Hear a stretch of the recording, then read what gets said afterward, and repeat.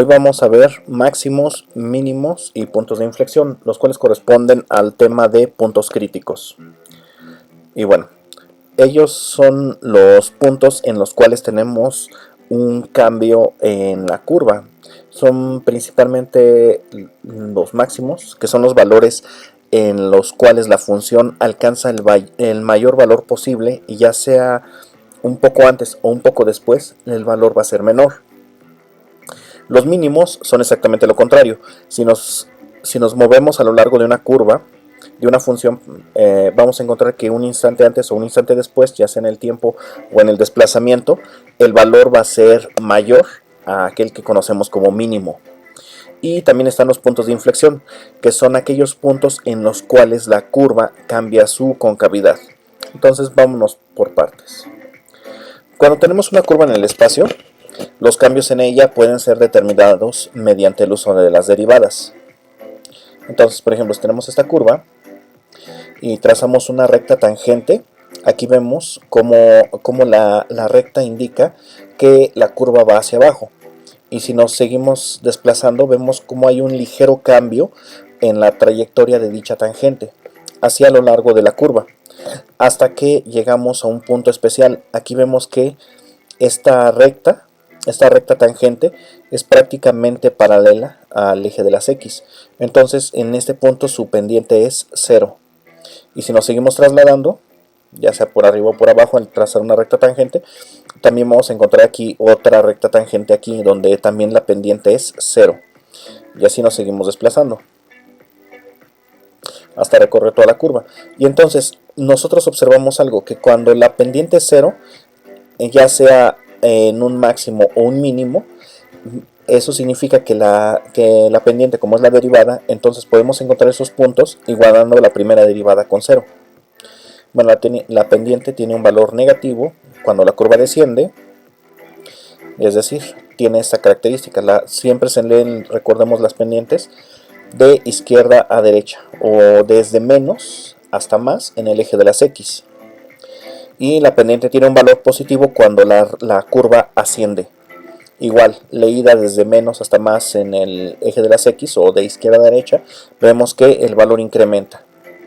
Y entonces en estos puntos es donde nosotros encontramos los máximos y mínimos locales, que es cuando alcanza su máximo valor o su mínimo valor en un rango dado, siempre y cuando la curva no suba a infinito o descienda hasta el menos infinito.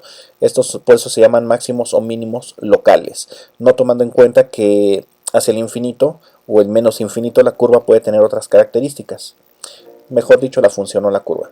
Y bueno, la pendiente se obtiene con la primera derivada de una función, por lo que al igualar esta derivada con 0 podemos encontrar dichos puntos.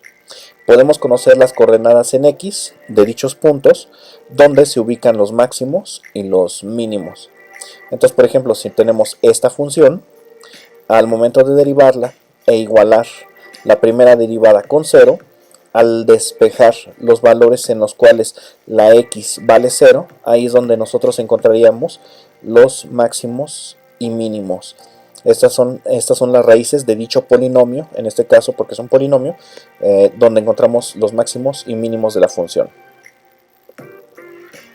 Hay curvas que no tienen ninguno de los dos, ni máximos ni mínimos, que suben infinitamente. Por ejemplo, en este caso, esta sería una recta o un plano. Otras que descienden infinitamente, como este otro plano. Otras que ni suben ni bajan ni nada, nada más están de paso.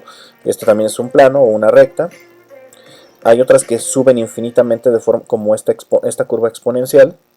Otras que por el contrario bajan de manera infinita, como esta exponencial. Entonces todas ellas no tienen máximos ni mínimos. Otro caso es, por ejemplo, estas hipérbolas con giro, donde también, aquí nosotros vemos que en el denominador tenemos un polinomio de primer grado, por así decirlo. Entonces también en estas no vamos a tener ni máximos ni mínimos. Es importante recordar que al encontrar las raíces de la primera derivada, para determinar si es un máximo o un mínimo, se tiene que utilizar la concavidad, o se tiene que evaluar en las coordenadas que flanquean dicho punto.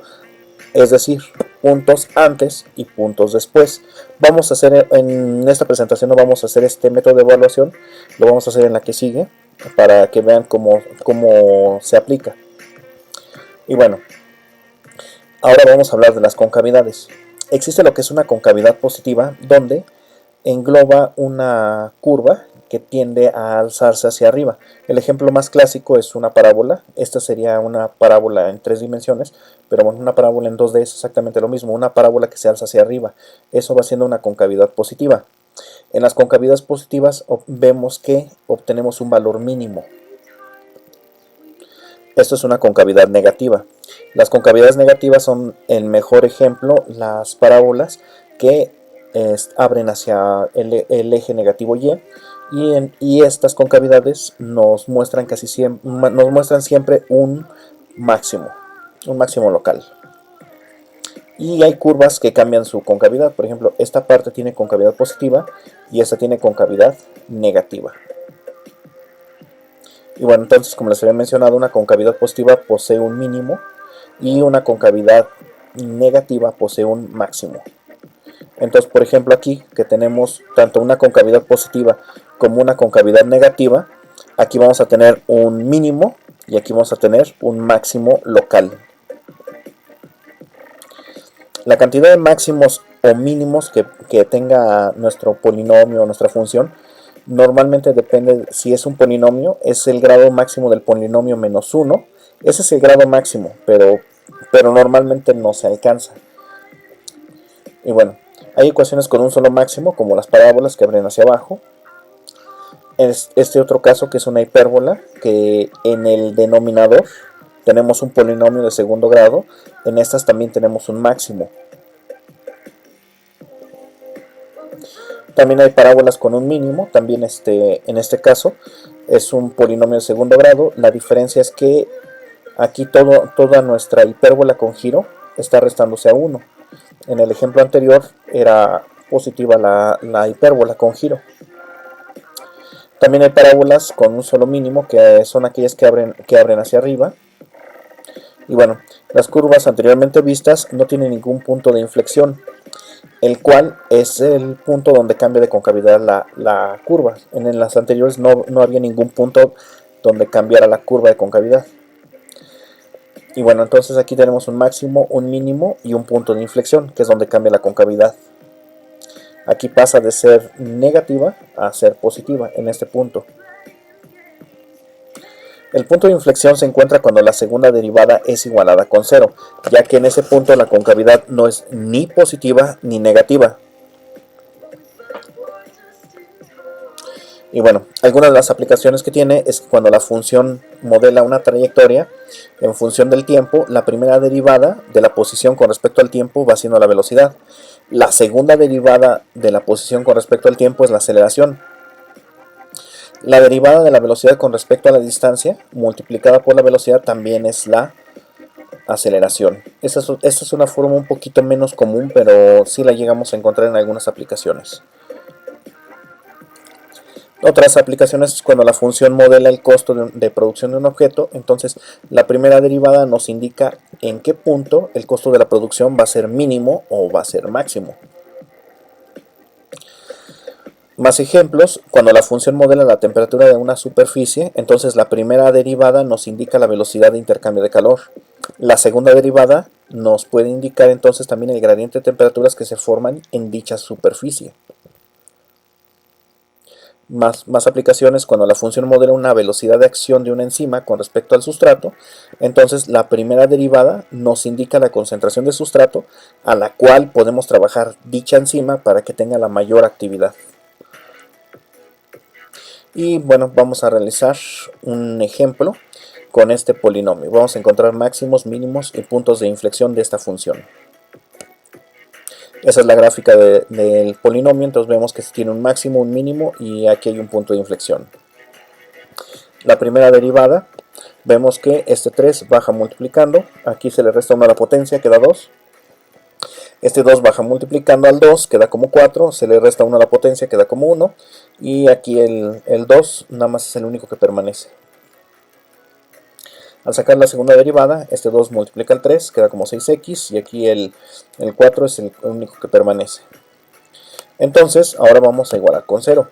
Igualando con 0 la primera derivada, tenemos esto para encontrar los puntos de inflexión. Entonces, esto, bueno, ya resuelto con un programa, nos dio que las dos raíces de este polinomio son 1.7 y 0.38. Bueno, aquí como esta es negativa, al pasarla del otro lado es positiva. Y esta como es positiva, al pasar del otro lado se vuelve negativa. Y entonces aquí tenemos los dos puntos de inflexión. Perdón, el máximo o el mínimo. Ahora, en la segunda derivada, al igualarla con 0, tenemos esto. Bueno, aquí dividimos todo entre 2 porque ambos son divisibles. Y entonces al encontrar el valor de x, tenemos que x es igual a 2 tercios. Entonces en x igual con 1.7 tenemos un mínimo, con x igual a 0.38 tenemos un máximo, y con x igual a 2 tercios tenemos el punto de inflexión. Pero bueno, todavía no, hasta aquí no sabríamos cuál es cuál. Solamente sabemos que hay un máximo y un mínimo, pero no sabemos cuál es máximo o cuál es mínimo. Y bueno, una de las formas es obviamente con la gráfica. Entonces aquí tenemos 2 tercios. Ahí es donde tenemos el cambio en la concavidad. Y aquí en menos 0.38 es donde tenemos el máximo. Y el otro, el mínimo, lo tenemos en 1.7. Aquí.